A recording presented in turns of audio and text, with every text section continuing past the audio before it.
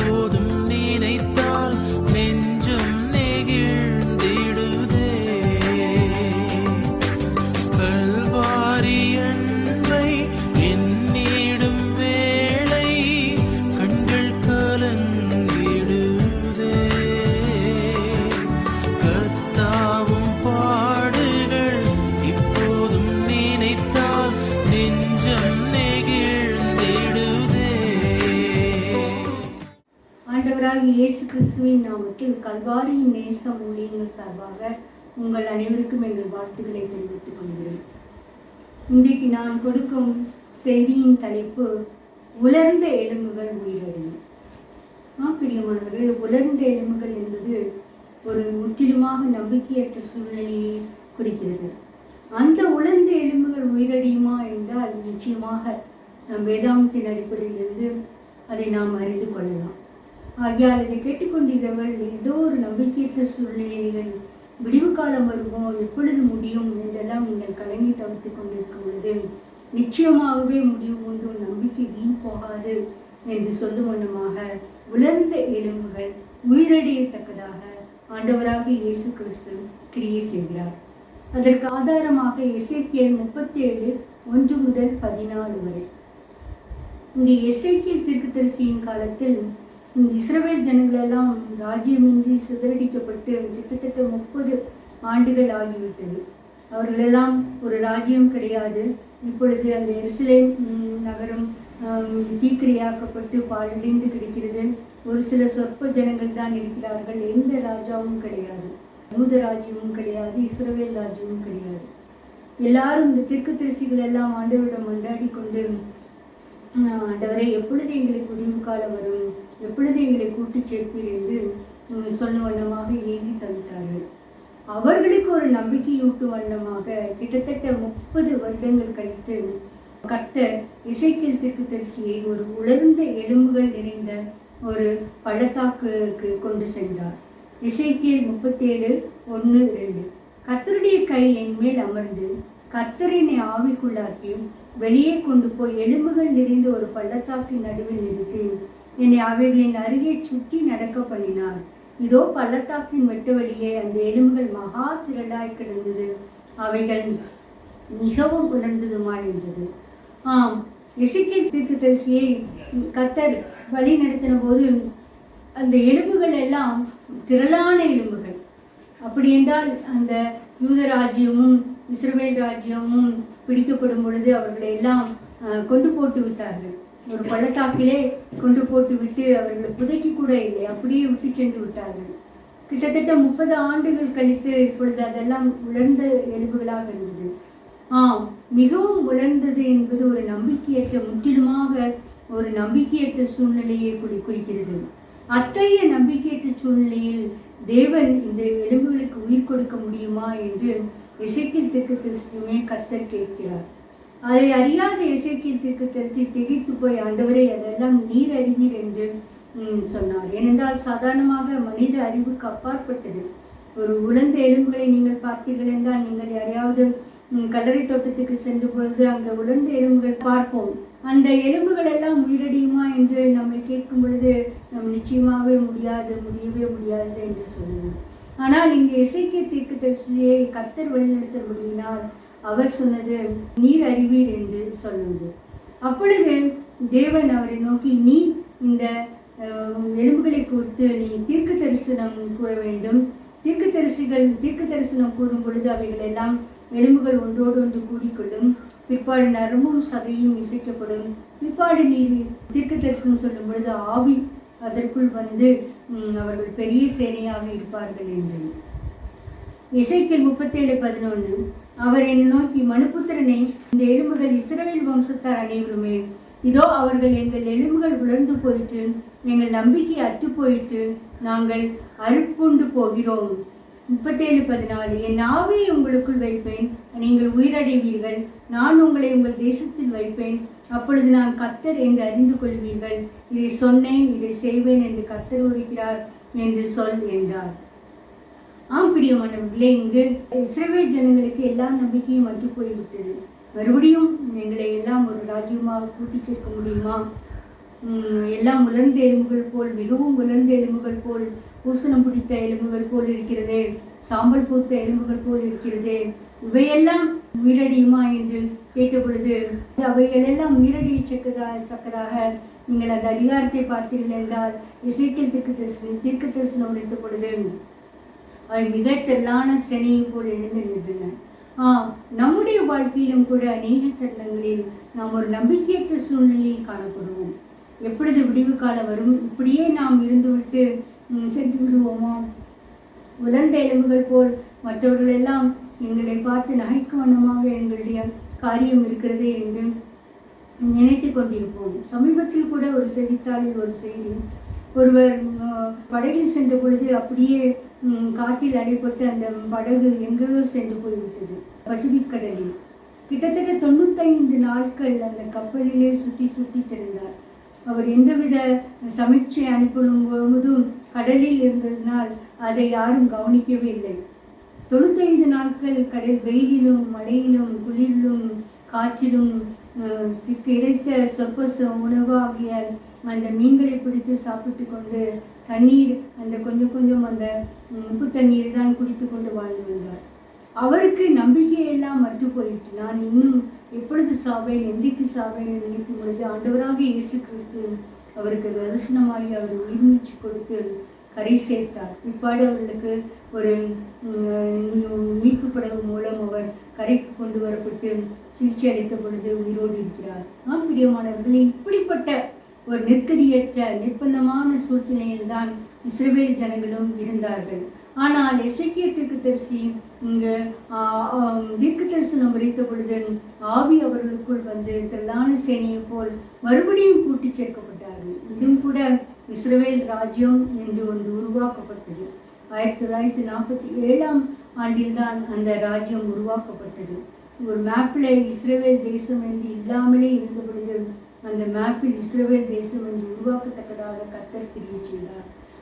பிரியமானவர்களே, நம்முடைய பெயர் கூட அழிந்து போய்விட்டது, ஒளிந்து போய்விட்டது. நீ இவர்களுக்கு நம்பிக்கையில் இவர்கள் எங்கே எழுந்து வரப்போகிறார்கள் என்றெல்லாம் நம்மை குறித்து எலியும் கிண்டலுமாக பேசினவர்களுக்கு விரோதமாக கர்த்தர் உரைக்கிறது என்றவென்றால், நம்முடைய ஆண்டவராக இயேசு கிறிஸ்துவின் கிருபையினால் பரிசுத்த ஆவியானவர் நம்மேல் ஊற்றப்படும் பொழுது நமக்குள் இருக்க உணர்ந்து போன நம்பிக்கையற்ற காரியங்கள் எல்லாம் மறுபடியும் உயிர் பெற்று திரளான செனியை நிற்பது போல் நாம் சாட்சியாக நிற்க முடியும். ஆகையால் நாம் கவலைப்படக்கூடாது.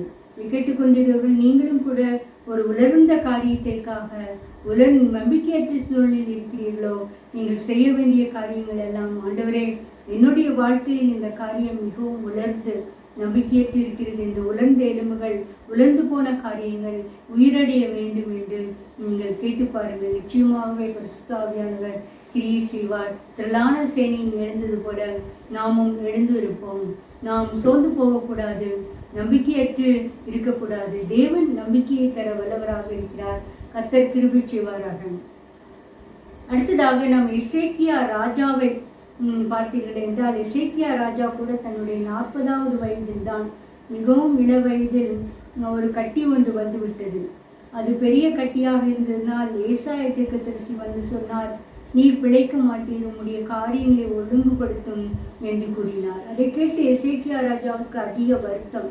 ஏனென்றால் அவர் மிகவும் உண்மையும் உத்தமமாக தேவனுடைய ராஜ்யத்துக்கு அடுத்த காரியங்களை எடுத்து செய்து வந்தார். அப்பொழுது யூத ஜனங்கள் எல்லாம் தேவாதி தேவனிடம் அரைக்குறையாக இருந்த பொழுது இவர் முழுமனதோடு பஸ்கா பண்டிகை ஆசரித்து எல்லா காரியத்தையும் மிகவும் திறம்பட செய்தார். ஆலயங்களின் கதவுகளை பூட்டி போட்ட கதவுகளை எல்லாம் திறந்து பலிகளை எல்லாம் சபைப்படுத்தினார். அப்பேற்பட்ட ஒரு ராஜாவுக்கு தேவன் திடீரென்று சொன்னது, நீ இறந்து போடுவாய், காரியத்தை ஒழுங்குபடுத்து என்று.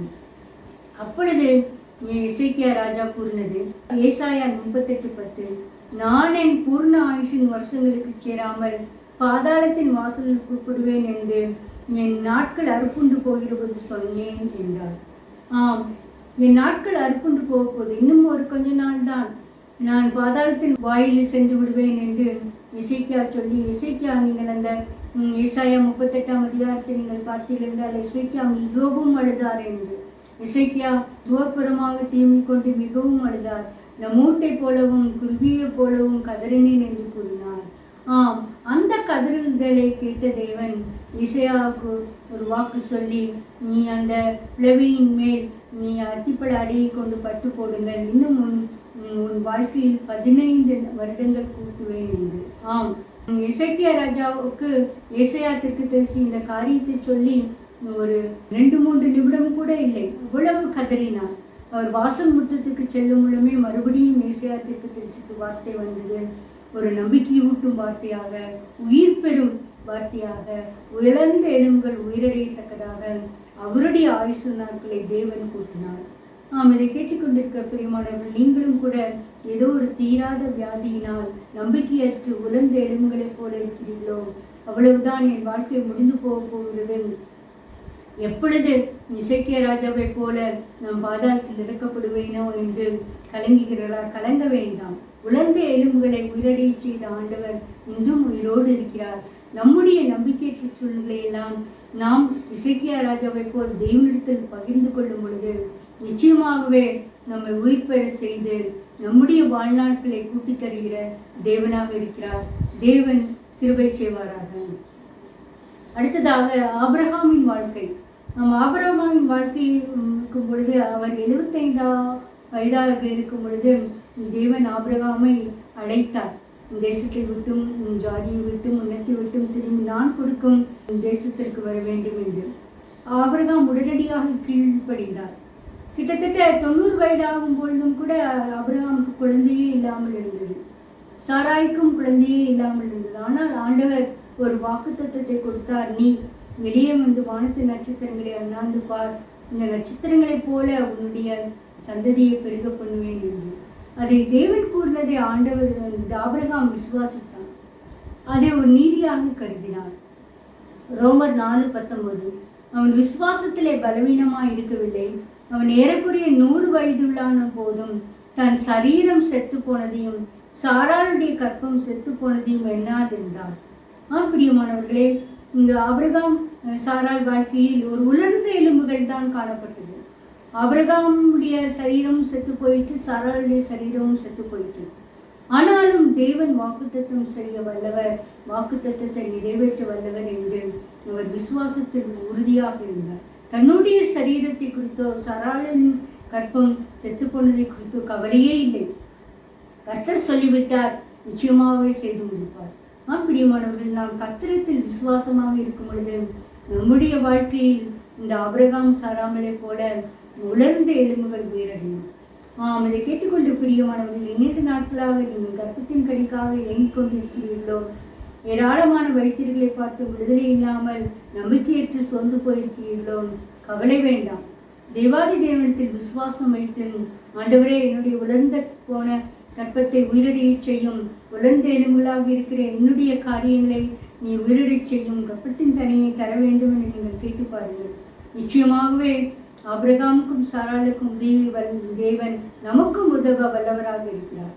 நாம் விசுவாசிக்க வேண்டும். விசுவாச குறைவு ஏற்படும் போது ஆண்டவரிடம், ஆண்டவரே, என்னுடைய விசுவாசத்தை வர்த்திக்க செய்ய வேண்டும் என்று. அந்த மருந்து மாத்திரைகள் வைத்தியர்கள் எல்லாம் நல்லதுதான். ஆனால் அதற்கு மேலாக ஆண்டவராக இயேசு கிறிஸ்துவின் மேல் நாம் விசுவாசம் வைக்கும் பொழுதுதான் நம்முடைய உலர்ந்த எலும்புகள் உயிரடைய முடியும். தேவன் கிருபை செய்வாராக. அடுத்ததாக நாயின் ஊர் உதவி. இங்கு ஆண்டவராக இயேசு கிறிஸ்து ஊழியம் செய்த காலங்களில் அந்த நாயின் ஊரிலிருந்து ஒரு உதவி பெண் இருந்தார். அவளுக்கு ஒரே மகன் தான், புருஷனும் கிடையாது. அந்த ஒரே மகன் இறந்து போய்விட்டார். நம்பிக்கையற்ற சூழ்நிலை. அந்த இறந்து போனதினால் அந்த பாடையை சுமந்து கொண்டு வரும் பொழுது வெகு திரளான அந்த கிராமத்தார் திரண்டு கொண்டு அவர்களுக்கு ஆறுதல் சொல்ல வந்தார்கள். அவருடைய துக்கம் மிகவும் கொடிதான துக்கம் என்று கொண்டு அவளும் அந்த பாடியின் பின்னாக வந்து கொண்டே இருந்தார். பொதுவாக பெண்கள் பாடியின் பின்னாக வரமாட்டார்கள். ஆனாலும் இது ஒரே மகன், தாய்க்கு ஒரே மகன் என்னை விட்டு சென்று விட்டான், இனி யாரும் இல்லை, நெருக்கடியாக இருக்கிறேன் என்று ஒரு அழுகையும் கம்பலுமாக வந்து கொண்டிருந்த பொழுது ஆண்டவராக இயேசு கிறிஸ்து ஒரு அற்புதம் செய்தார். லூக்கா 7:12. அவர் ஊரின் வாசலுக்கு சமீபித்த பொழுது மரித்து போன ஒருவனை அடக்கம் பண்ணும்படி கொண்டு வந்தார்கள். அவன் தன் தாய்க்கு ஒரே மகனாய் இருந்தாள், அவளோ கைம்பெண்ணாய் இருந்தாள். ஊராரில் வெகுஜனங்கள் அவளுடனே கூட வந்தார்கள். கர்த்தர் அவளை பார்த்து அவள் மேல் மனதுருகி அழாதே என்று சொல்லி கிட்ட வந்து பாடையை தொட்டார். அதை சுமந்தவர்கள் நின்றார்கள். அப்பொழுது அவர், வாலிபனே, எழுந்திரு என்று உனக்கு சொல்லுகிறேன் என்றார். மரித்தவன் எழுந்து உட்கார்ந்து பேசத் தொடங்கினான். அவனை அவன் தாயின் இடத்தில் ஒப்புவித்தார். பிரியமானவர்களை, நாம் சோர்ந்து போங்க. இந்த நாயனூர் தாய்க்கு நம்பிக்கையற்ற சூழ்நிலை. ஒரே மகன், அவனும் இருந்து போய்விட்டார். அவன் பாடையின் பின்னாடி இன்னும் கொஞ்ச நேரத்தில் அதை அவர்கள் அடக்கம் செய்து விடுவார்கள். அப்படிப்பட்ட ஒரு உலர்ந்த எலும்புகள் போல அந்த நம்பிக்கையற்ற சூழ்நிலை ஆண்டவராக இயேசு கிறிஸ்து உயிரடைய செய்தார். கர்த்தர் சொன்னது கலங்காதே. பாடையை தொட்ட பொழுது அந்த வாலிபன் எழுந்து உயிரோடு தாயின் இடத்தில் ஒப்புவித்தார். பிரியமானவர்கள், எத்தனை பெரிய அதிசயம் பாருங்கள். இதே அதிசயத்தை செய்த நம் ஆண்டவராக இயேசு கிறிஸ்து இன்னும் உயிரோடு நம்மோடு கூட இருக்கிறார். அதை கண்டவர்கள் எல்லாம் சொன்ன பொழுது எல்லாரும் பயமிழந்து, மகா தீர்க்கதரிசியானவர் நமக்குள்ளே தோன்றியிருக்கிறார் என்றும் தேவன் தமது ஜனங்களை சந்தித்தார் என்றும் சொல்லி தேவனை மகிமைப்படுத்தினார்கள். அங்கு இசைக்கேல் தீர்க்கதரிசி வாக்கு உரைத்த பொழுது அங்கு உலர்ந்த எலும்புகள் எல்லாம் திரள் கூட்டமாக மனித ஜனங்களாக மாறி போனது. ஆனால் அந்த வார்த்தையின் மாம்சமானவர் ஆண்டவராக இயேசு கிறிஸ்து நம்மோடு உயிரோடு இருக்கும் பொழுது அந்த பாடையை தொட்ட பொழுது உடனே அந்த வாலிபன் பிழைத்தான். பிரியமானவர்களே, நாமும் கூட நாம் உலர்ந்த எலும்புகளாக இருக்கும் காரியத்தில் தேவனுடைய தொடுதல் அவசியம் என்று தேவனை நோக்கி கதற வேண்டும். ஆண்டவரே, என்னை பாடையை தொட்டது போல என்னுடைய உலர்ந்த எலும்புகளாக இருக்கிற இந்த காரியத்தை எங்கள் வீட்டில் இதை தொட வேண்டும். கடன் பிரச்சனை உலர்ந்த எலும்புகள் போல் இருக்கிறது, மீண்டு வர முடியாமல் போல் இருக்கிறது, அதை தொட வேண்டும் என்று கேட்க வேண்டும். வேலையில்லாத காரியம், இன்னும் படிப்பின் சம்பந்தமான காரியம், எல்லாவற்றிற்கும் ஆண்டவர் வியாபாரத்தில் வருகிற செழிப்பு, எல்லா காரியத்தையும் என்னென்ன காரியங்கள் நீங்கள் இதை முடியவே முடியாது என்று நினைக்கும் பொழுது அந்த காரியத்தை உயிரடை செய்வதற்காக ஆண்டவராக இயேசு கிறிஸ்து தொட வேண்டும். பிரியமானவர்களே, நாம் ஆண்டவராக இயேசு கிறிஸ்துவின் தொடுதலை பெற்ற ஜனங்களாக ஜீவிக்கும் பொழுது நிச்சயமாகவே இந்த செத்துப்போன வாலிபன் உயிரடைந்தது போல நம்முடைய வாழ்க்கையிலும் உலர்ந்த எலும்புகள் போல் இருக்கிற காரியங்களை எல்லாம் தேவன் நீக்க வல்லவராக இருக்கிறார். தேவன் கிருபை செய்வார்கள். அடுத்ததாக, மரித்த லாசரு உயிரோடு எழுப்பப்பட்டார். நாம் அனைவரும் தெரிந்த பொழுது இயேசு கிறிஸ்து உயிரோடு இருந்த பொழுது பெத்தானியா கிராமத்தில் இருந்த மார்த்தாள், மரியாள், லாசரு அந்த குடும்பத்தை மிகவும் அதிகமாக சிநேகித்தார். பெத்தானியாவுக்கு வரும் பொழுதெல்லாம் அங்கு தங்கி மார்த்தாள் பணிவிடை செய்வாள். மரியாள் பாதத்தில் அருகே உட்கார்ந்து கேட்டுக்கொண்டிருப்பார். ஆனால் அந்த லாசரு வியாதிப்பட்டவனாக இருந்தார். அவர் எவ்வளவு முறை அந்த வீட்டுக்கு சென்ற பொழுதும் கூட லாசருவை குணப்படுத்தினதாக தெரியவில்லை. ஆனால் லாசரு இறந்து போய்விட்டார் என்று சொன்ன பொழுது மறுபடியும் 2 நாள் அங்கே தங்கினார். பிற்பாடுதான் சென்றார். லாசரு மரித்திருக்கிறான், நித்திரை அடைந்திருக்கிறான், எழுப்ப போகிறேன் என்று. சீஷர்கள் கூட சொன்னார்கள், நித்திரை அடைந்திருந்தால் அவள் பிழைப்பான் என்று. ஆனால் அந்த பெத்தானியா கிராமத்துக்கு வந்த பொழுது லாசரு மரித்து 4 நாள் ஆயிற்று என்று சொன்னார்கள். ஊரார் ஜனங்களும் மார்த்தாளும் மரியாளும் தேவனிடம் வந்து கதறி அழுகிறார்கள், கர்த்தாவே, நீர் இங்கே இருந்திருந்தால் இந்த காரியம் எங்கள் வாழ்க்கையில் நடந்திருக்கிறார்கள். பிரியமானவர்கள், நாமும் கூட இந்த லாசரு மரித்து 4 நாளது போல உயிரற்ற எலும்புகளைப் போல கர்த்தர் மட்டும் எங்களோடு இருந்திருந்தால் இந்த காரியம் நடந்திருக்காது. தேவன் எங்களை கைவிட்டாரோ? தேவனுக்கு நாங்கள் நன்றாக தானே பணிவிடை செய்து கொண்டிருந்தோம். தேவனுடைய வார்த்தைகளை நாங்கள் பாதத்தில் அமர்ந்து கேட்டுக்கொண்டுதானே இருந்தோம். ஏன் அவர் கூப்பிட்டும் வரவில்லை, சொல்லி அனுப்பியும் வரவில்லை, 4 நாள் கழித்து வந்திருக்கிறார்களே என்று அநேக காரியங்கள் எல்லார் மனதையும் குழப்பிக் கொண்டிருந்தது. ஆனால் தேவன் ஒரு நேசிக்கிறவர்களுக்கு பெரிதான அற்புதத்தை செய்யும் வண்ணமாக அங்கு வந்தார். பிற்பாடு யோவான் 11:17 இயேசு வந்த பொழுது அவன் கல்லறையில் வைக்கப்பட்டு 4 நாளாயிற்று என்று கண்டார். பிற்பாடு கல்லை அகற்றச் சொல்லி ஆண்டவராக இயேசு கிறிஸ்து இவ்வாறு கட்டளை கொடுக்கிறார். யோவான் 11:43 இவரை சொன்ன பின்பு லாசருவே, வெளியே வா என்று உரத்த சத்தமாய் கூப்பிட்டார். அப்பொழுது மரித்தவன் வெளியே வந்தான். அவன் கால்களும் கைகளும் பிரேத சீலையினால் கட்டப்பட்டிருந்தது. அவன் முகமும் சீலையால் சுத்தப்பட்டிருந்தது. இயேசு அவர்களை நோக்கி, இவனை கட்டவிழ்த்து விடுங்கள் என்றார். மரித்த லாசருவை உயிரோடு எழுப்பின தேவன் நம்மோடு கூட இருக்கிறார். நம்முடைய வாழ்க்கையிலும் கூட உலர்ந்து போன எலும்புகளைப் போல மரித்து போன காரியங்கள் வீடே வராது, செத்து 4 நாள் ஆயிட்டு, கல்லையை எடுத்து போட்டால் கூட நாரும் என்று அநேகர் சொல்லத்தக்கதாக ஒரு உலர்ந்த காரியங்கள், உயிரற்ற காரியங்கள் இருக்கும் பொழுது உலர்ந்த எலும்புகளை உயிரடைய செய்கிற தேவன் நம் மத்தியில் இருக்கிறார். நமக்கு அதிசயம் செய்ய வல்லவர். ஆசர்வே வெளிவா என்று உரத்த சத்தமாய் கூப்பிட்டார். ஆண்டவராக இயேசு கிறிஸ்து ஒரு வார்த்தை சொல்லும் பொழுது நம் வாழ்க்கையெல்லாம் செழிப்பாகும். உலர்ந்த எலும்புகள் உயிரடையத்தக்கதாக தேவனே ஒரு வார்த்தை சொல்லும் என்று நீங்கள் கேளுங்களேன். நிச்சயமாகவே நம் வாழ்க்கையில் உலர்ந்த எலும்புகள் உயிரடையத்தக்கதாக தேவன் உயிர்ப்பிக்க வல்லவராக இருக்கிறார். அடுத்ததாக பஞ்ச காலத்தில் உயிர்ப்பிக்கிற தேவன். தேவன் எல்லா தேவைகளையும் அறிகிற தேவனாக இருக்கிறார்.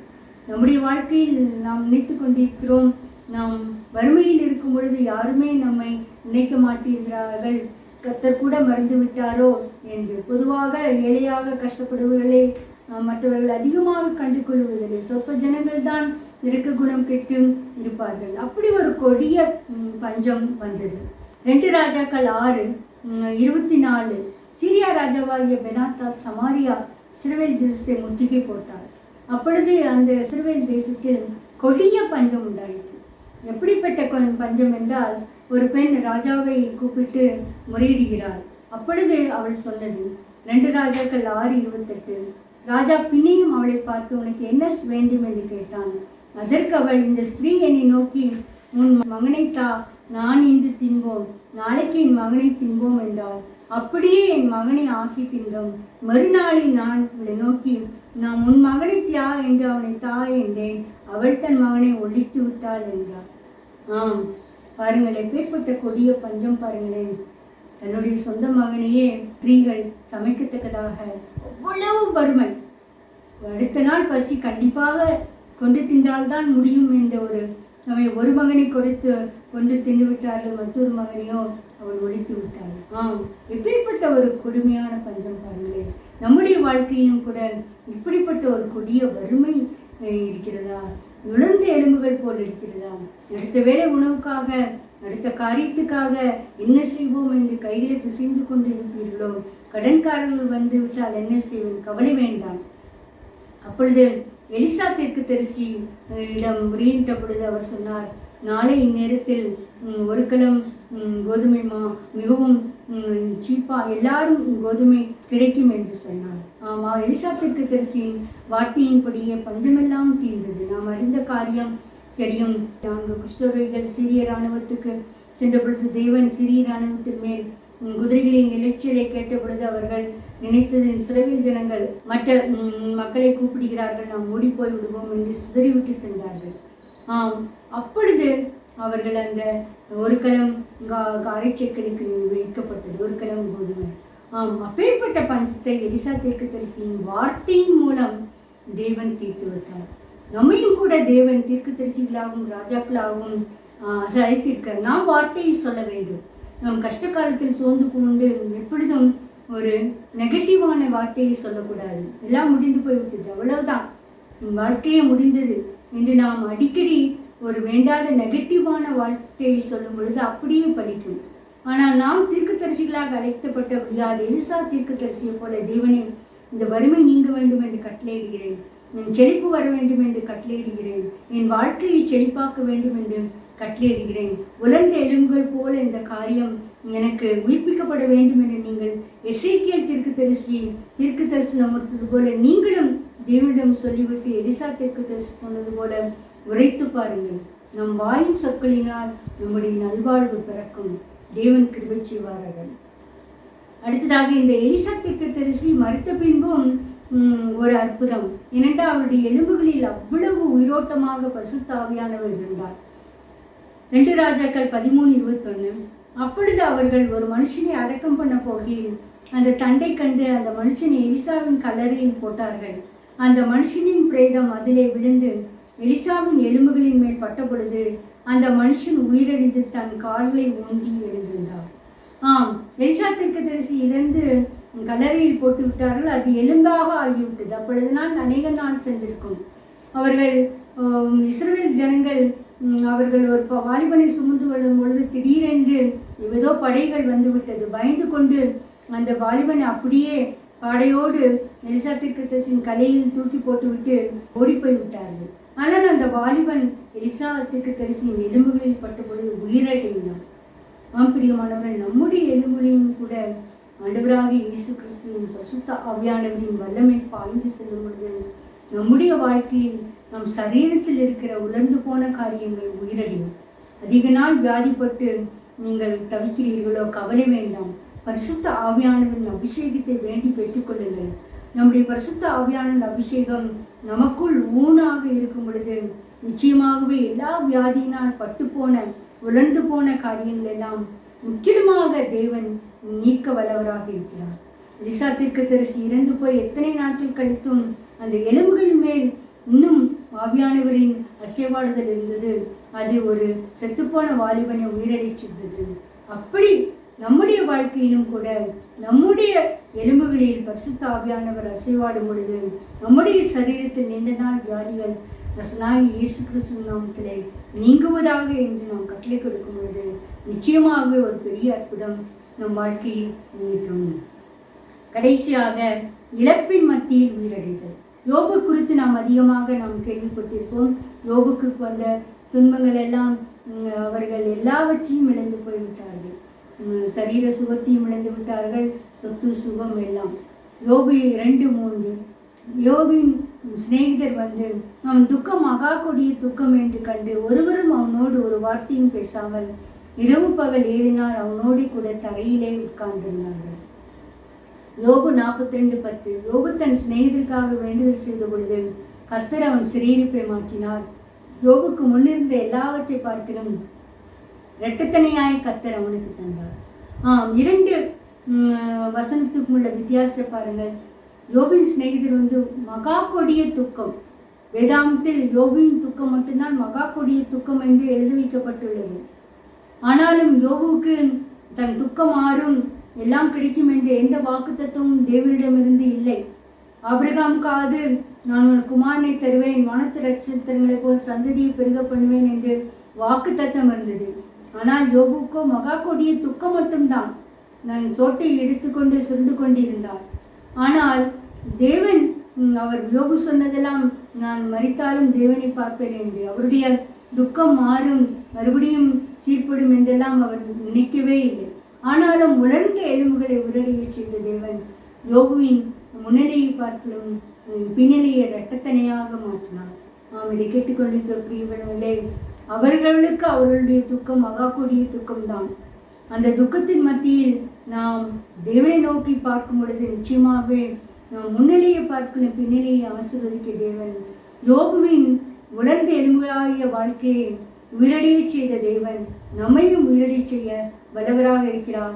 தேவன் அதற்கு கிருபை செய்வாராக. ஜெபம். எங்களை நேசிக்கிற அன்பான பிதாவே, உலர்ந்த எலும்புகள் உயிரடியும் என்ற ஒரு தலைப்பின் கீழ் நாங்கள் சில காரியங்களை சிந்தித்தோம். கர்த்தாவே, இஸ்ரவேல் ஜனங்கள் நம்பிக்கையற்று இருக்கும் பொழுது எசேக்கியேல் தீர்க்கதரிசியை கொண்டு திரளான எலும்புகளுக்கு நீர் தீர்க்க தரிசனம் உரைக்க செய்த பொழுது அந்த எலும்புகள் எல்லாம் உயிரடைந்து ஒன்றோடொன்று கூடி தசைகள் இணைக்கப்பட்டு ஆவி உயிரடை செய்து பெரிய சேனையாக எழுந்திருந்தார்கள். அதை பார்த்த பொழுது மறுபடியும் கூட்டி சேர்ப்பேன் என்று சொன்ன பிரகாரம் இன்றைக்கும் கூட நீங்கள் தேச வரைபடத்தில் இஸ்ரவேல் என்று ஒரு தேசம் இருக்கிற தயவுக்காவும் கொடாவிலே சோத்திரம். நீர் உலர்ந்த எலும்புகளை உயிர்ப்பிக்க செய்கிற தேவனாக இருக்கிறபடியா சோத்திரம். யோபுக்கு வந்தது மகா கொடிய துக்கம். கொடிய துக்கத்திலேயும் தேவன் நீர் உலர்ந்த எலும்புகளை உயிரடைய செய்ய வல்லவராக இருந்தபடியாலும் கொடாவிலே சோத்திரம். எசேக்கியா ராஜா தன் நாட்கள் அவ்வளவுதான் முடிந்து போகிறது என்று சொல்லி நினைத்த பொழுது 5 நிமிடத்தில் அவருடைய வாழ்க்கையை முற்றிலுமாக உலர்ந்த எலும்புகளாகிய வாழ்க்கையை உயிரடைய செய்த தயவுக்காவும் கொடாவிலே சோத்திரம். எங்களையும் உயிர்ப்பிக்க வேண்டும் என்று கெஞ்சிரோம் கர்த்தாவே. பரிசுத்தோப்பனே, ஆண்டவரே, எலிசா தீர்க்கதரிசி வாக்கு உரைத்த பொழுது கொடிய பஞ்சம் நீங்கினது கர்த்தாவே. கொடிய உலர்ந்த எலும்புகள் போல இந்த கொடிய பஞ்சகாலம் நீங்கினது. எலிசா தீர்க்கதரிசி இறந்து போனது கூட அவருடைய எலும்புகளில் ஒரு பிரேதம் பட்ட பொழுது உயிரிழந்தது.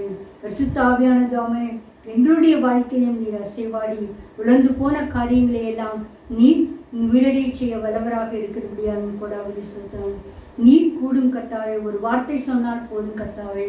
400 விதவை நம்பிக்கையெல்லாம் இழந்து வந்து கொண்டிருந்த பொழுது நீர் பாடையை தொட்டு வாலிபனை பிழைத்திரு என்று சொன்ன பொழுது பிழைத்தான் கர்த்தாவே. ஆண்டவரே, அதே போல் எங்கள் வாழ்க்கையிலும் விழுந்து போன காரியங்களை பிழைக்கத்தக்கதாக நீர் தொட்டு சுகமாக்க வேண்டும் என்று கெஞ்சினோம். செய்ய போற தயவுக்கா ஸ்தோத்திரம். கேட்டுக்கொண்டுள்ள ஒவ்வொருடைய வாழ்க்கையிலும் உயிரோட்டம் வரையத்தக்கதாக உம்முடைய வார்த்தையினால் உயிர்ப்பிக்க வேண்டும் என்று கெஞ்சினோம். எல்லா துதி கனமையும் உமக்கு செலுத்துகிறோம். இரட்சகமிக்குமாய் இயேசு கிறிஸ்துவிடம் வேண்டிக் கொள்கிறோம் பிதாவே, ஆமென்.